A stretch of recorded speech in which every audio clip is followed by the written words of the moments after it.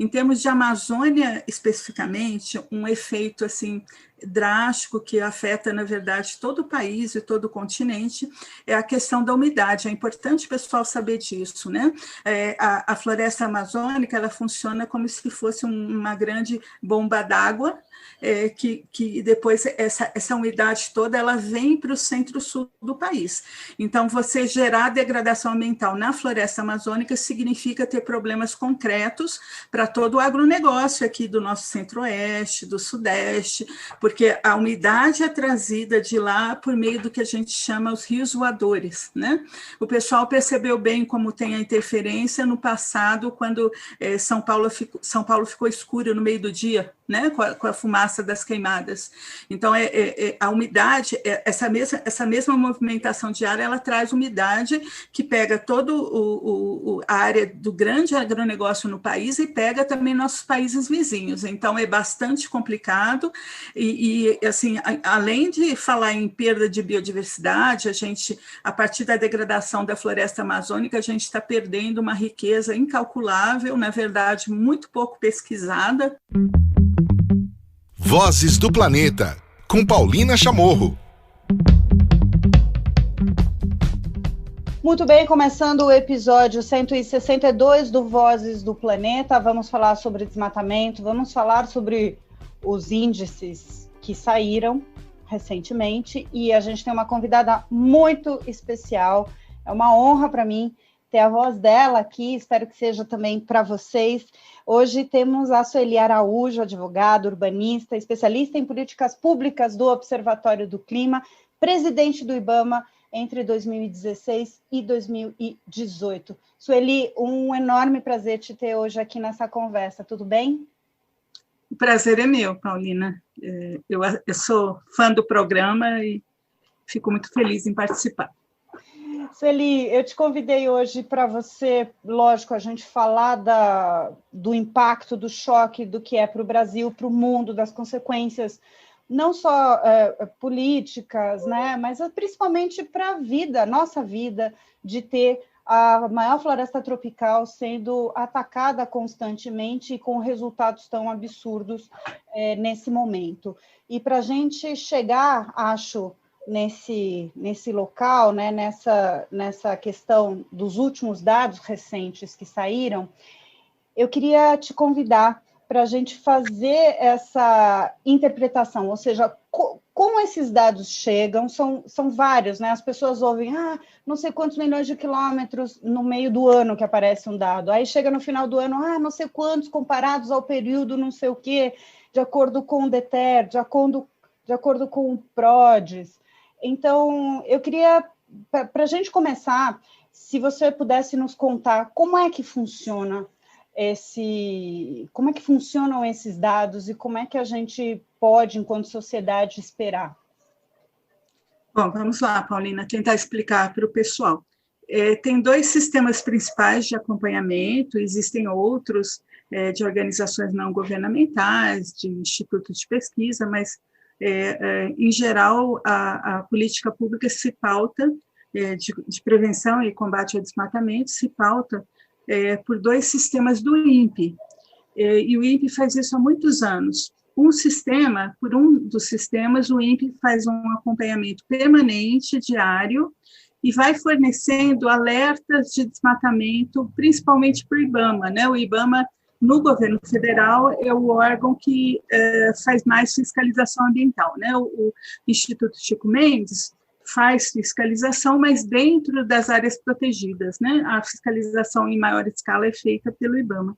E o INPE vai fornecendo esses alertas de desmatamento, e o IBAMA ele planeja suas operações com base nesses alertas que ocorrem de forma sistemática. Então, o IBAMA está recebendo essas informações todo dia, na verdade.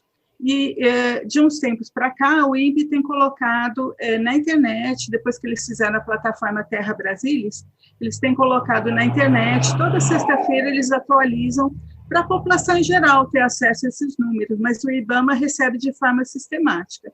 Aí o planejamento das operações do IBAMA é feito usando esses dados. Esse sistema, então, que é permanente, chama DETER.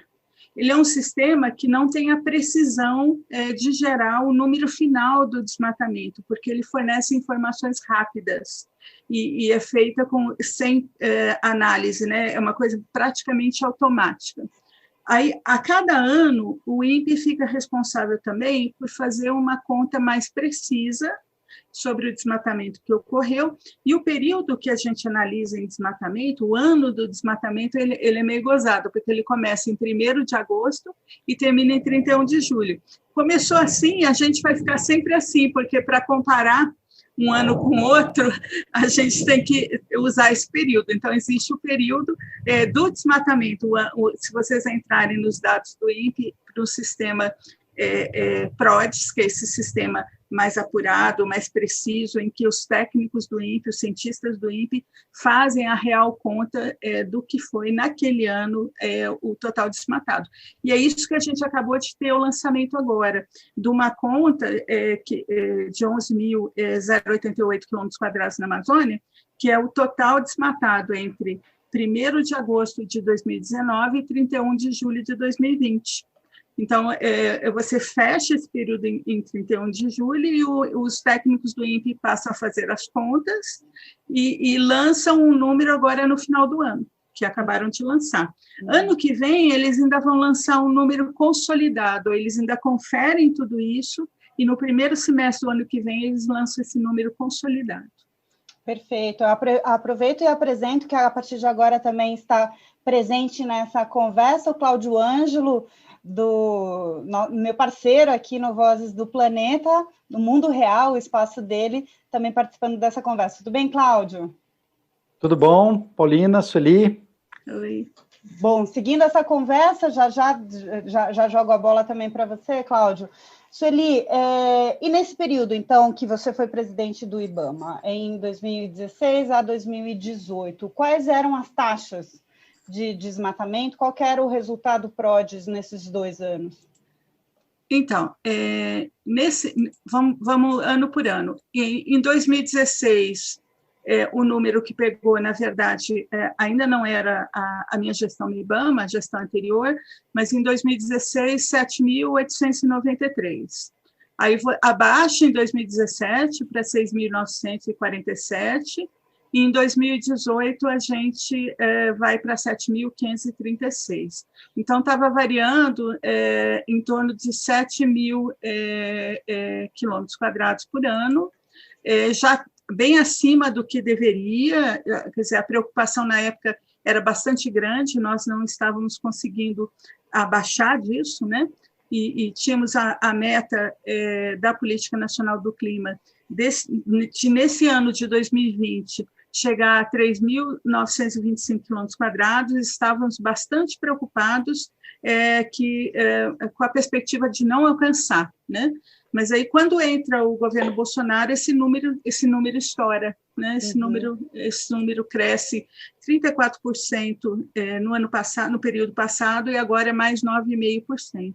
Agora nós voltamos, Paulina, para os números de 2008. Quer dizer, há 12 anos não tínhamos números tão altos. É isso que eu queria reforçar agora, né? Só para ter em comparativo, então, você que está nos acompanhando, então, a Sueli nos explicou como é que funciona o DETER, como é que funciona o PRODES, e agora a gente está entrando, então, como esses dados são interpretados e a questão de medidas. Então, há 12 anos a gente não tinha esses números, né? E foi calculado, acho que eu vi no Globo, que é o equivalente a 600, para vocês também entenderem a dimensão disso, né? 626 milhões de árvores derrubadas em um ano, ou seja, seriam quase 3 árvores por brasileiro que foram derrubados por ano, né? Então, é bastante chocante.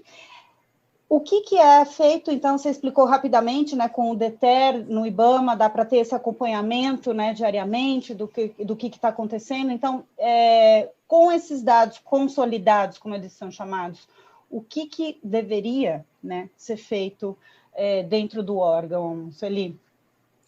Bom, Paulina, não só dentro do órgão, mas no governo como um todo, nós tínhamos que estar implementando o PPCDAM, né, o plano de controle, o plano de ação e controle da prevenção, voltado à prevenção e controle do desmatamento da Amazônia. O PPCDAM, ele vinha sendo implementado independentemente do governo de plantão desde 2004.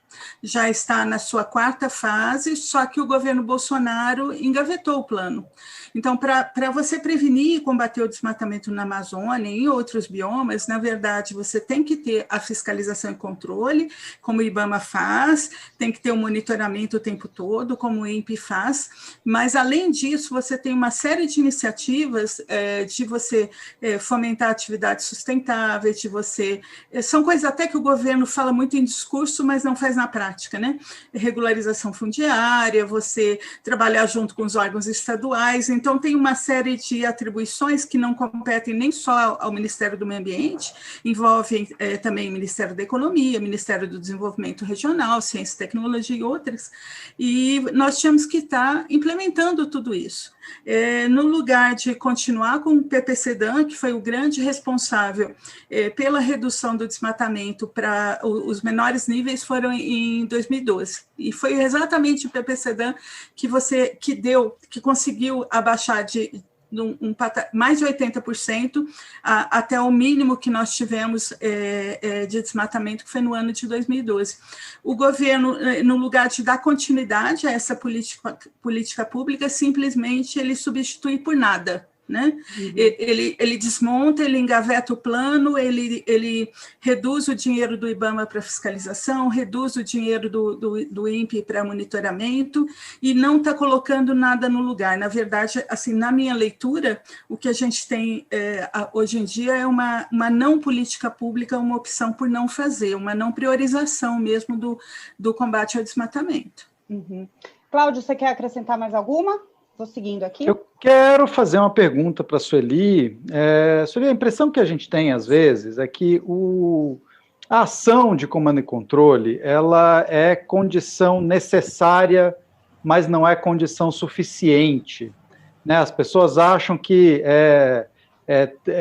o desmatamento, o controle do desmatamento se faz só com mais repressão ou menos repressão. Eu queria que você falasse um pouco disso, porque não basta, né, o IBAMA estar presente não é a garantia de que o desmatamento vai cair, mas a ausência do IBAMA ou a redução do poder de fiscalização é a garantia de que o desmatamento vai subir. Eu queria que você falasse um pouco sobre isso. Bom, eu tenho minha leitura exatamente nessa perspectiva, mas vamos lá. Realmente, a fiscalização ela não é suficiente. Você tem que entrar com ferramentas econômicas, você tem que entrar com desenvolvimento regional, que é uma coisa que pouco se fala, né?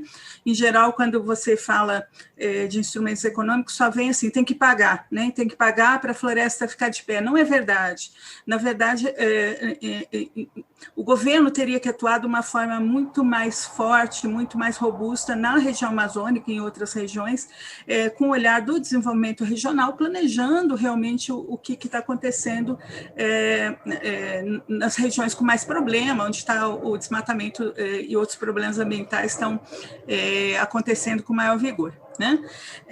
De qualquer forma, a fiscalização e controle ela tem que ocorrer. Não é uma coisa ou outra. Muitas vezes o ministro do Meio Ambiente e outras autoridades desse governo colocam como se fosse uma opção, né? Ou fiscalização ou instrumentos econômicos. As coisas têm que acontecer juntas. E você nunca vai poder deixar de ter a fiscalização.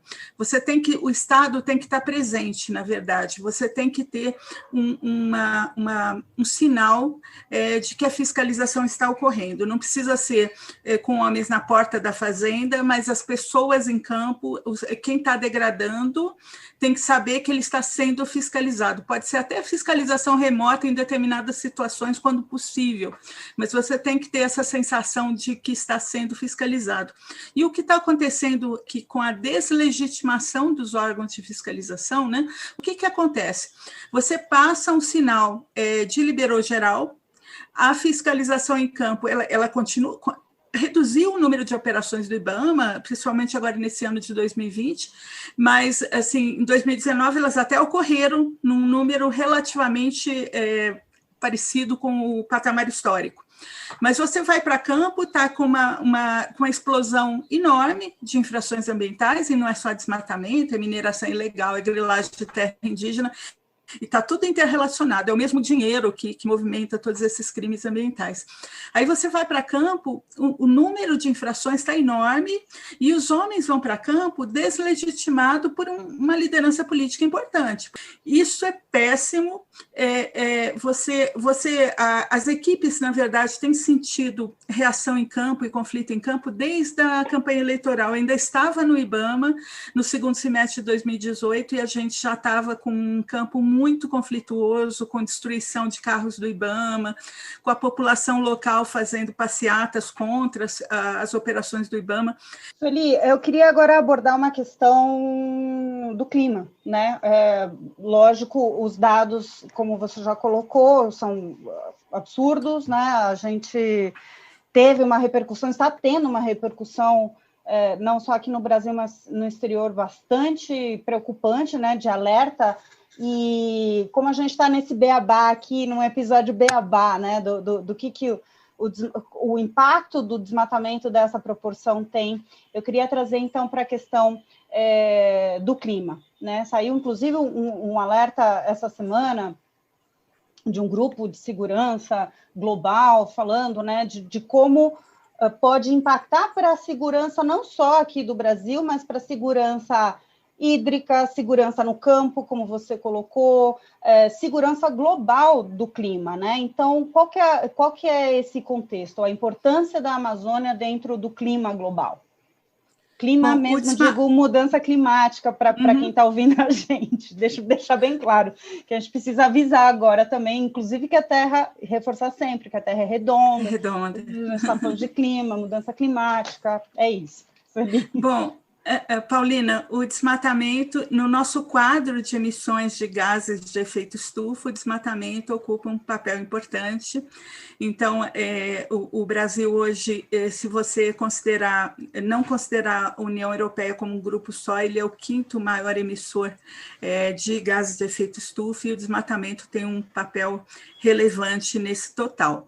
Em termos de Amazônia, especificamente, um efeito assim drástico que afeta, na verdade, todo o país e todo o continente é a questão da umidade. É importante o pessoal saber disso, né? A floresta amazônica, ela funciona como se fosse uma grande bomba d'água, que depois essa umidade toda ela vem para o centro-sul do país. Então, você gerar degradação ambiental na floresta amazônica significa ter problemas concretos para todo o agronegócio aqui do nosso centro-oeste, do sudeste, porque a umidade é trazida de lá por meio do que a gente chama os rios voadores, né? O pessoal percebeu bem como tem a interferência no passado, quando São Paulo ficou escuro no meio do dia, né? Com a fumaça das queimadas. Então, a umidade, essa mesma movimentação de ar, ela traz umidade que pega toda a área do grande agronegócio no país e pega também nossos países vizinhos. Então, é bastante complicado e assim, além de falar em perda de biodiversidade, a partir da degradação da floresta amazônica, a gente está perdendo uma riqueza incalculável, na verdade, muito pouco pesquisada, né? Você tem já medicamentos importantes que são gerados a partir de princípios ativos da fauna e da flora da floresta amazônica e de outros biomas brasileiros, tudo isso se perde. Então, na verdade, você gera um risco de novas pandemias.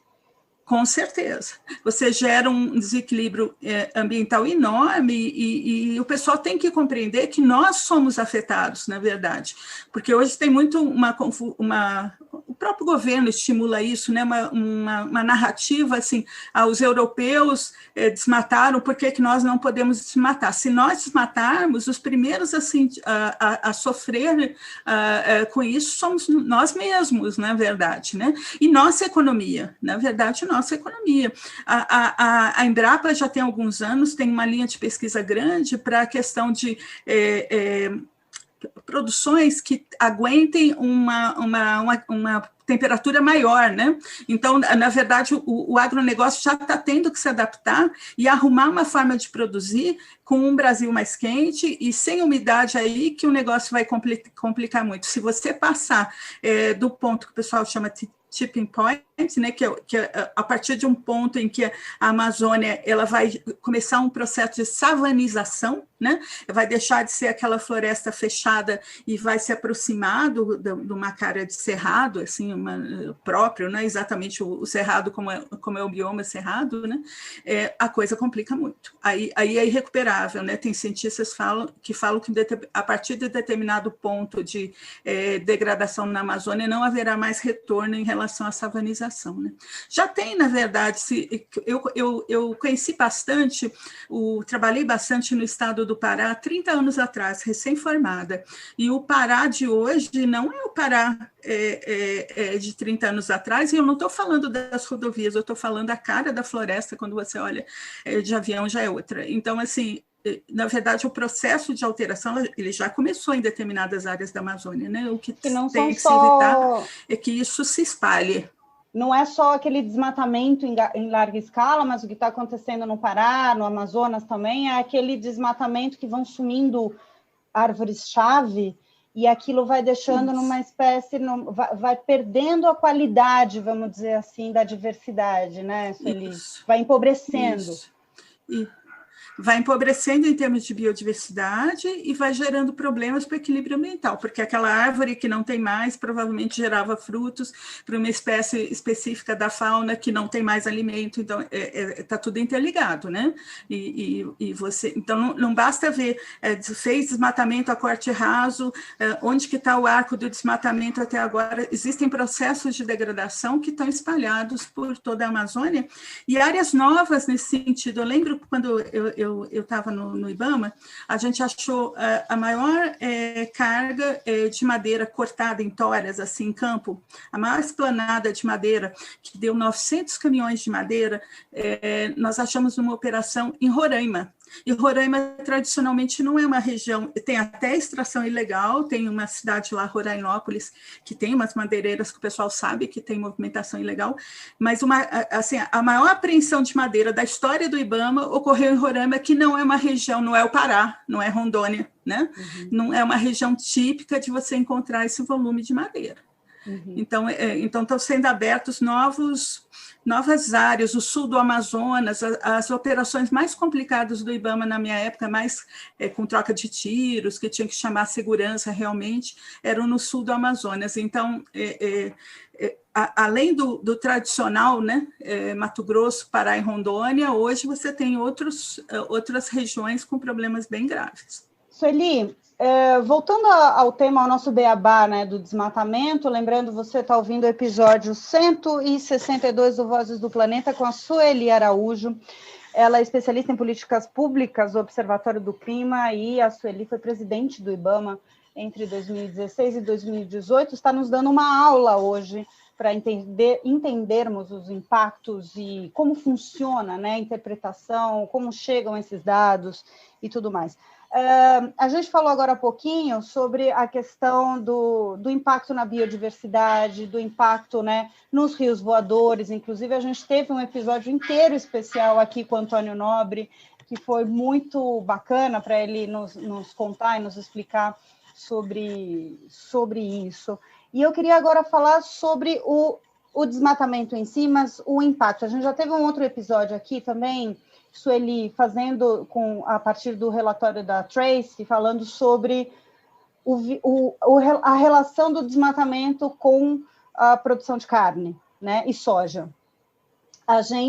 E aí, como é que isso, né, no ponto final, o consumidor, como é que chegam ou não chegam essas informações? E aí, agora eu queria falar também um pouco, ou se você pudesse nos apontar outros elementos que relacionam o desmatamento como, por exemplo, o consumo. Eu vi recentemente um estudo mostrando de que o maior consumo de madeira ilegal não vai para fora, é aqui o Brasil mesmo. Ou seja, qualquer um pode estar comprando madeira que não sabe a procedência, que pode ser fonte de desmatamento. É isso, Sueli? Sim, em termos do mercado da madeira, com certeza a maior parte da madeira ilegal ela é consumida no próprio país. E, em geral, é mais complicado você exportar sem sem ter documentação de legalidade, porque, em tese, você tem um controle no próprio ato da exportação. Teve um problema esse ano, aliás, ainda estamos com ele, que foi uma liberação pelo presidente do IBAMA desse último ato, a autorização lá no porto para você botar a madeira para fora, né? Se entendeu que com o novo sistema de rastreamento, que é o Sinaflor, que começou em 2018, ainda estava no IBAMA, era suficiente que o Sinaflor seria suficiente, que não haveria necessidade ainda de mais uma autorização. Essa foi a leitura do presidente do IBAMA, eu considero bastante equivocada, porque exatamente esse controle no porto é que te dá garantia, pelo menos na madeira da exportação, de um lastro, uma fundamentação de legalidade, né? Hoje em dia você tem sistemas para fazer todo esse rastreamento, Paulina, então o próprio Sinaflor, ele é um sistema bastante completo, bem melhor. O DOF, que é o documento de transporte da madeira, documento de origem florestal DOF, que existe há muitos anos, ele passou a ser só um pedacinho de um sistema bem mais amplo de controle. Só que o que está acontecendo? Os estados não estão alimentando o Sinaflor do IBAMA com as informações necessárias e você, na prática, você não está controlando a legalidade da madeira no país. O MAP Biomas soltou recentemente, no último relatório, um dado de que apenas 1% dos alertas das áreas com alertas de desmatamento correspondiam a uma autorização do Sinaflor. Então, assim, 99% da madeira do país, ou ela é ilegal porque não teve autorização, ou ela é ilegal porque não está no Sinaflor, porque também é ilegal não estar no Sinaflor, né? Então, o governo atual não está garantindo, não está exigindo essa limitação do Sinaflor pelos estados, isso é bastante complicado. Então, em madeira, a gente tem até como controlar. Tem um sistema que dá conta disso, só que não está sendo aplicado direito. Em relação a carne, soja, outros produtos, as operações de fiscalização do IBAMA que eu achei mais importantes, na minha época, nos 2 anos e meio que eu fiquei, foram exatamente as operações que rastreiam as cadeias produtivas. Então, você, no lugar de mandar, eu vou pegar, é interessante falar isso porque é o modelo oposto da Verde Brasil. Bom, como eu estava comentando, em relação à madeira, nós temos um sistema, na verdade, o Sinaflor passou a ser desenvolvido desde 2012 e entrou em operação no começo de 2018, e deveríamos, na verdade, estar investindo recursos e estrutura para garantir que o sistema funcione e que os estados participem. E o IBAMA pode fazer isso, na verdade, porque basta o IBAMA bloquear a emissão de um DOF durante 2, 3 dias que o estado do Pará vai passar a fornecer informações. Não, assim, tem meios de fazer isso funcionar, pelo menos na minha leitura pessoal. Mas vamos para as outras cadeias produtivas. Então, a gente tem problemas nesse sentido, mas que podem também ser rastreados. Eu considero que as operações mais interessantes que o IBAMA fez na minha época foram exatamente as operações que rastrearam documentações, dados públicos, junto com imagem de satélite, e que você passa, às vezes, meses pesquisando antes de ir para campo, e a campo, na verdade, você vai lá só entregar quase o auto de infração.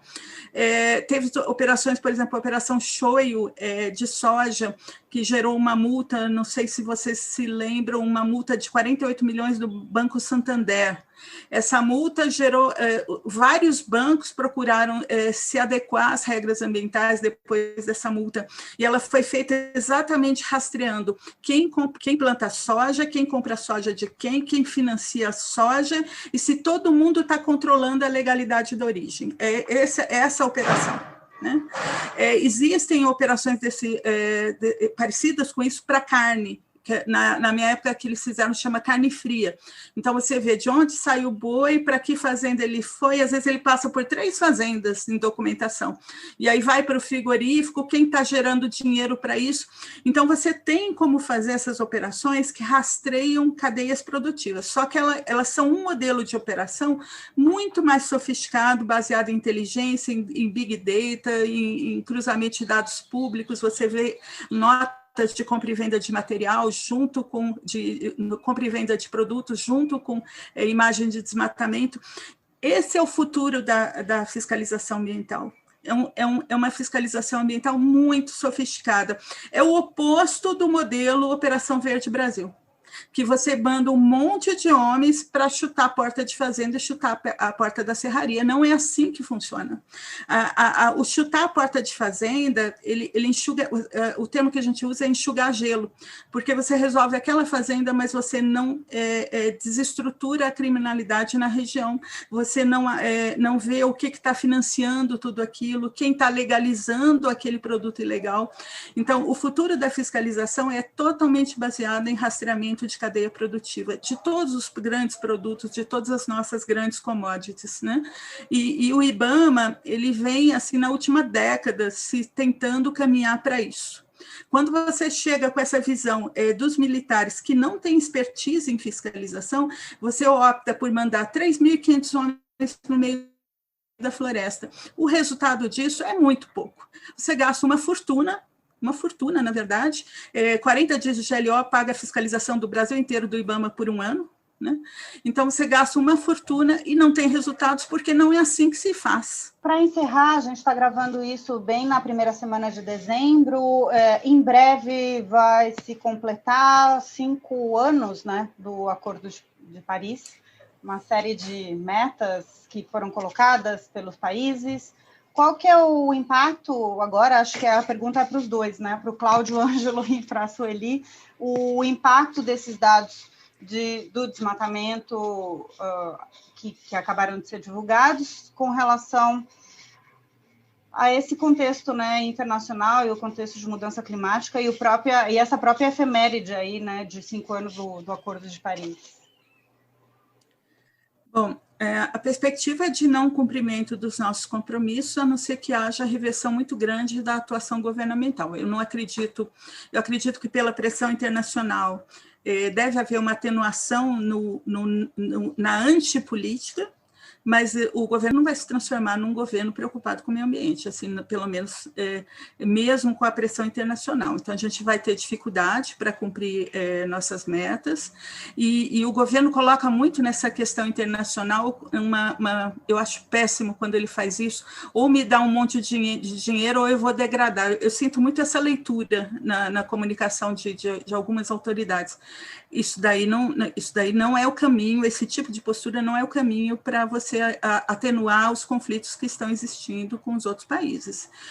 O Brasil está assim, a perspectiva é muito ruim, e ruim, inclusive, também aqueles compromissos que não são metas, por exemplo, os 12 milhões de hectares de recuperação florestal, tá tudo, a grande ferramenta para a recuperação florestal que tinha era a conversão de multas em serviços ambientais, está paralisada pelo atual governo.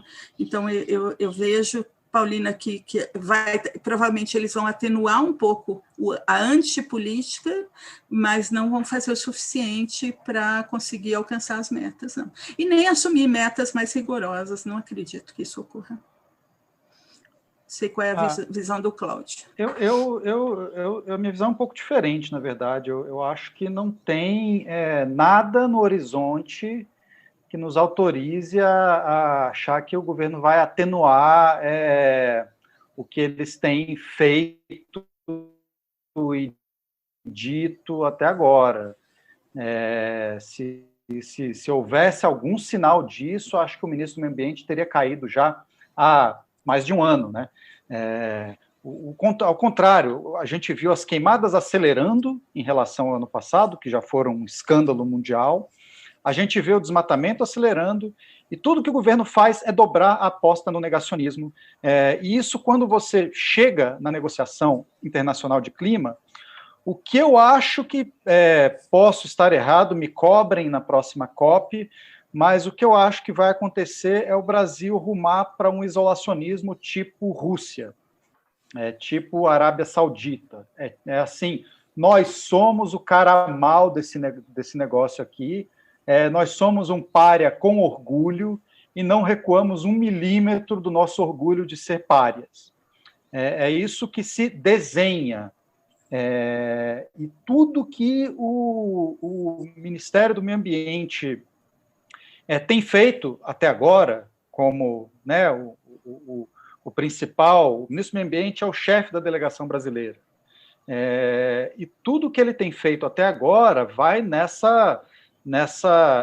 sentido de Então, essa é um pouco a atitude do governo. A gente tem sinais muito preocupantes, para dizer o mínimo, de coisas que estão acontecendo até no reporte brasileiro de emissões. Houve uma tentativa do governo, do Ministério do Meio Ambiente, de censurar o inventário de emissões brasileiro, que já está pronto. E mesmo depois do número do desmatamento ter sido divulgado, o ministro do Meio Ambiente ainda está na tentativa de barrar a divulgação do 4º inventário nacional, que a gente precisaria mandar para a Convenção do Clima até 31 de dezembro. Então, assim, o meu temor é que o Brasil, agora que eles não têm mais o Donald Trump para fazer sombra a eles na condição de pior vilão das negociações, o meu temor é que eles assumam esse papel de pior vilão das negociações e que isso, acho que não vai atrapalhar o mundo, porque a gente está vendo um alinhamento grande entre os maiores emissores, entre China, União Europeia e Estados Unidos. E aí o mundo vai inteiro na cola disso. Eu acho que o que vai atrapalhar é o próprio Brasil, porque a gente vai perder mais tempo do que deveria para o Brasil entrar num jogo econômico de descarbonização, no qual a gente tem mais vantagens do que quase qualquer outro país para competir. O meu temor é que, nesse momento em que a gente vê um realinhamento aí entre os 3 maiores emissores do mundo, Estados Unidos, China e União Europeia, todo mundo embicado para essa agenda de descarbonização, o meu temor é que o Brasil, ao se assumir como pária, como o malvado das negociações internacionais de clima, traga um prejuízo não às negociações, que, ao que tudo indica, andarão independente do que o Brasil diga ou faça, mas um prejuízo ao próprio país. A gente perde muito tempo para entrar nesse jogo da descarbonização da economia mundial, no qual nós temos mais vantagens para competir do que qualquer outro país do mundo, quase. Então, o Brasil não vai produzir arranhões ao globalismo ateu, ongueiro, internacional do Greenpeace e do Jorge Soros, que é essa teoria maluca da conspiração. Isso não vai acontecer, porque o mundo vai andar sem nós, mas a gente vai trazer prejuízos para a nossa economia, que não vai aproveitar essas oportunidades, para o nosso agronegócio, que corre o risco de tomar aí barreiras, tarifas de ajuste de fronteira para os nossos produtos, porque é dumping você enviar produto produzido com alto carbono para um mundo que está descarbonizado, ou se descarbonizando, e é um prejuízo para as nossas cidades e para a nossa população, que está cada vez mais vulnerável a impactos de mudança climática. Muito obrigada, eu queria hoje agradecer, foi um enorme prazer, finalmente entrevistando a Sueli Araújo. Ela coordena, ela é especialista em políticas públicas do Observatório do Clima, foi presidente do IBAMA entre 2016 e 2018. Sueli, muito obrigada por essa aula hoje que você nos deu. Eu que agradeço, Paulina, foi um prazer.